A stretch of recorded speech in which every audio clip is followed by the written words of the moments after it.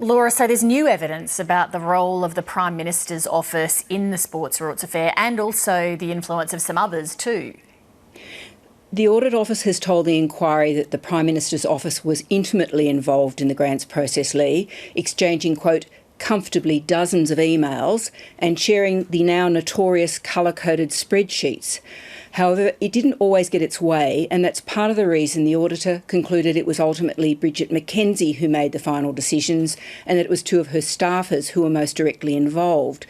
But the inquiry also heard that, among other lobbying, some of the coalition's state party organisations made direct representations on what they wanted for particular seats, notably in the seat of Longman in Queensland.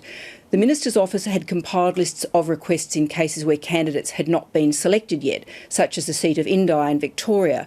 Now, this is particularly interesting given that Senator McKenzie was considering running as the candidate for Indi during this period. In some of this lobbying, the party organisation was making ambit claims for money to spend in particular seats and lobbied on the sports grant scheme as part of this. What have we learnt today about how many of the approved grants actually met the criteria for the scheme?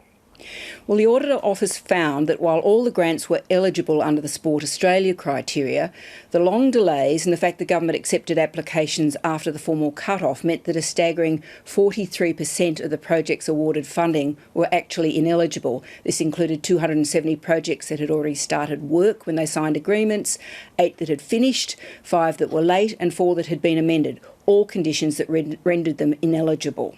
Laura, on another subject, the coronavirus, the Prime Minister held a press conference late today. What was that for? Yes, the Prime Minister has extended the travel ban on people who have recently been in mainland China by another week. It was otherwise due to expire this weekend.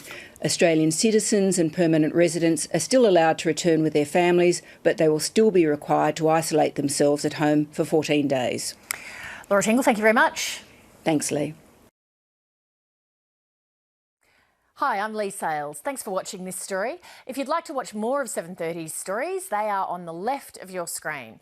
And tap on the button below to subscribe and get the latest from ABC News.